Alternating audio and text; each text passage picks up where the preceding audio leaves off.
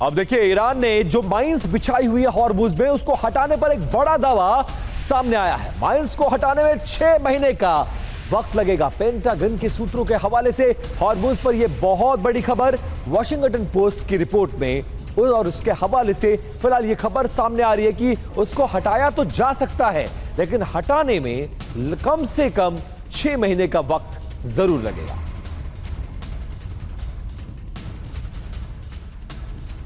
ईरानी mines दुनिया पर संकट क्यों है? क्योंकि हॉर्मुज में ईरानी माइंस का जाल बिछा हुआ है। Meham 3, Meham 7, EM-52 contact mines समंदर में किसी भी शिप को ध्वस्त करने के लिए काफी हैं।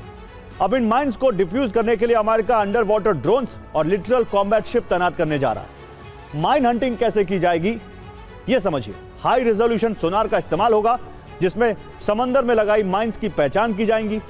पहचान के बाद सी ड्रोन हमला करेंगे, दूर से माइंस पर हमला किया जाएगा।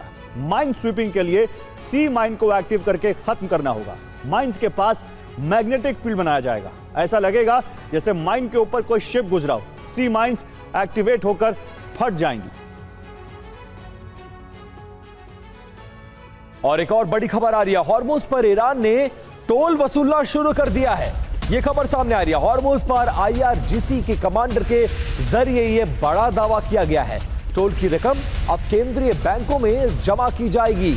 और इस वक्त जब हॉर्मुज के जरिए पूरे ईरान की घेरेबंदी हो गई है, तो फाइनेंशियली बहुत बड़ा नुकसान ईरान को झेलना पड़ रहा है। तो ईरान का टोल बूथ हॉर्मुज से लगान वसूली शुरू हो गई है। प्रतिदिन हॉर्मुज से हर रोज 138 शिप का रूट है। प्रतिदिन 2 करोड़ बैरल कच्चे तेल की सप्लाई यहां से होती है। प्रति जहाज 18 करोड़ रुपए प्रति शिप की वसूली। प्रतिदिन करीब 2,500 करोड़ रुपए वसूल रहा ईरान। प्रति महीने ये 41,000 करोड़ से ज्यादा की कमाई संभव है। मकसद युद्ध में हुए नुकसान की भरपाई। प्रभाव, तेल की कीमत बढ़ने का खतरा है इससे। बड़ी बात क्या है, ओमान ने टोल चार्ज का विरोध किया है। इंटरनेशनल नियमों की अनदेखी बताया है इसको ओमान ने। और अगली बड़ी खबर, हॉर्मुज के दोनों तरफ शिप का जमावड़ा लगा हुआ है। 4 मार्च से अब तक लगभग 187 शिप निकले हैं। हर दिन सिर्फ 4 शिप हॉर्मुज से निकल पा रहे हैं, और हॉर्मुज से निकलने वाले 23% शिप चीन के हैं। यह जानकारी फिलहाल सामने आ रही है। और हॉर्मुज से निकलने वाले 23% शिप चीन के हैं, और हॉर्मुज पर नाकेबंदी का असर भी देखा जा रहा है। दोनों तरफ आप देखेंगे, ये हॉर्मुज का पिक्चर आप देख रहे हैं, कैसे शिप्स का जमावड़ा लगा हुआ, और 1 बाय 1 शिप्स को निकालने का काम जारी है। तो हॉर्मुज के दोनों तरफ शिप का जमावड़ा। 4 मार्च से अब तक 187 शिप निकले हैं, और हॉर्मुज बंद होने से बढ़ रही है तेल की कीमत। ब्रेंट क्रूड की कीमत $103 प्रति बैरल तक पहुंच गई है, यानी एक बार फिर से $100 के ऊपर आ गई है क्रूड की कीमतें। जेट फ्यूल की कीमत में भी इजाफा। यूरोपीय एयरलाइन ने इसके चलते उड़ानें रद्द कर दी हैं। अप्रैल में 1000 से ज्यादा फ्लाइट्स रद्द हुई हैं। तो हॉर्मुज नाकाबंदी और हॉर्मुज बंद होने का असर अब समंदर से लेकर आसमान तक दिखने लग गया है। क्रूड के प्राइसेस फिर से $100 के ऊपर चले गए हैं, और उसकी वजह से फ्लाइट ऑपरेशन सबसे ज्यादा इफेक्ट हुए हैं, और यूरोपियन एयरलाइंस ने अपने कई फ्लाइट ऑपरेशंस को बंद कर दिया है।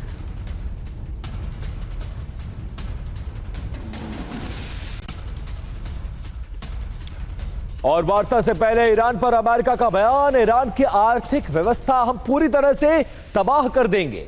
ऑपरेशन एपिक फ्यूरी से तबाह हो गया ईरान, ये लेविट कहना है। हम ईरान के फैसले का इंतजार कर रहे हैं। लेविट के हवाले से ये बड़ी खबर।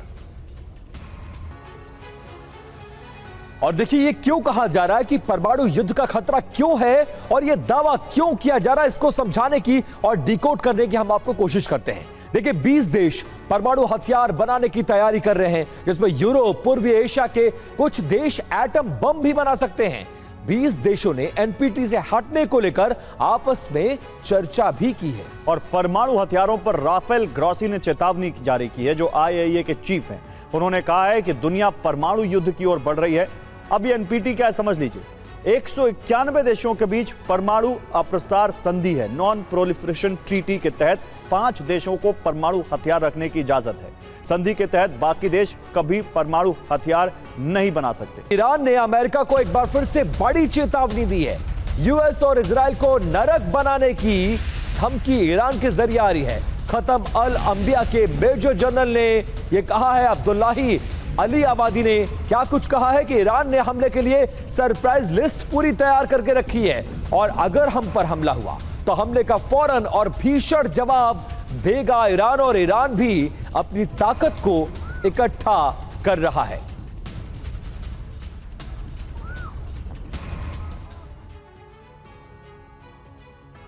और देखिए ईरान फिर से युद्ध को तैयार है और ईरान लगातार यह धमकी क्यों दे रहा है, जरा उसको जानिए। अब इस पूरे मामले में खत्म अल अंबिया के मेजर जनरल अली अब्दुल्लाही ने चेतावनी दी है। क्या कुछ कहा है? हमला हुआ तो यूएस ईरान को नरक बना देंगे हम। ये समझिए ईरान ये कह रहा है कि दुश्मन पर हम सरप्राइज हमले करने के लिए जो हम पर होगा उसके लिए तैयार है। सेना ने अपने टारगेट की पूरी लिस्ट तैयार करके रखी है कि इस बार हमला हुआ तो हमें कहां पर हमला करना, जो अमेरिका के लिए मुश्किल पैदा कर सकता है। अमेरिका ईरान को फौरन निर्णायक जवाब देगा और युद्ध विराम का उल्लंघन हुआ तो हम ऐसा विनाश करेंगे जो इतिहास में दर्ज किया जाएगा। जरूरी बात यह है कि हॉर्मुज की नाकाबंदी पर ईरान का यूएस से टकराव लगातार बढ़ता जा रहा और ईरान नाकाबंदी को सीज़फायर का सीधे तौर पर उल्लंघन बता रहा है। और अमेरिकी नाकाबंदी से जुड़ी अगली खबर है। अमेरिकी नाकाबंदी के बीच ईरान का शक्ति प्रदर्शन। स्ट्रेट ऑफ हॉर्मुज में ईरान ने अपनी ताकत दिखाई है। हॉर्मुज में एक साथ दर्जनों स्पीड क्राफ्ट की मूवमेंट देखी गई है। आईआरजीसी के अटैक के बाद से ये हॉर्मुज का सर्विलांस आईआरजीसी की अटैक बोट से किया जा रहा है। अटैक क्राफ्ट से हथियारों से लैस नकाबपोश सैनिक उन अटैक क्राफ्ट में हैं। और ईरान की अमेरिका इजराइल पर कहर बरपाने की वार्निंग। ईरान ने कहा अमेरिका इजराइल के लिए खोलेंगे जहन्नुम के दरवाजे। सीज़फायर खत्म होते ही युद्ध फिर से भड़कने के संकेत मिल रहे हैं। जिस तरह के बयानबाजी दोनों तरफ से हो रही है, तेहरान ने कहा है कि हर उल्लंघन का हम विनाशक जवाब देंगे। हॉर्मुज में अमेरिकी नाकेबंदी पर ईरान ने यह बड़ा दावा किया है। और हॉर्मुज संकट के बीच अमेरिका में हड़कंप मचा हुआ है। US navy chief John C Phelan हटा दिए गए। हंग काओ को नया नेवी प्रमुख बनाया गया है। हंग काओ हॉर्मुज पर ईरान से टकराव के बीच यह फैसला लिया गया है। हो सकता है इसमें जिस तरह से अमेरिकी नाकाबंदी के बावजूद आईआरजीसी लगातार शिप्स पर कब्जा कर रहा है वो एक कारण हो, लेकिन बीच उस युद्ध के या युद्ध जैसी परिस्थितियों के दौरान नेवी चीफ को हटाया जाना एक बड़ा सेटबैक है, एक बड़ा कदम है, क्योंकि अमेरिका यहां पर इस वक्त समंदर में सबसे बड़ी तैनाती करके बैठा है जिसमें नेवी का सबसे महत्वपूर्ण योगदान है।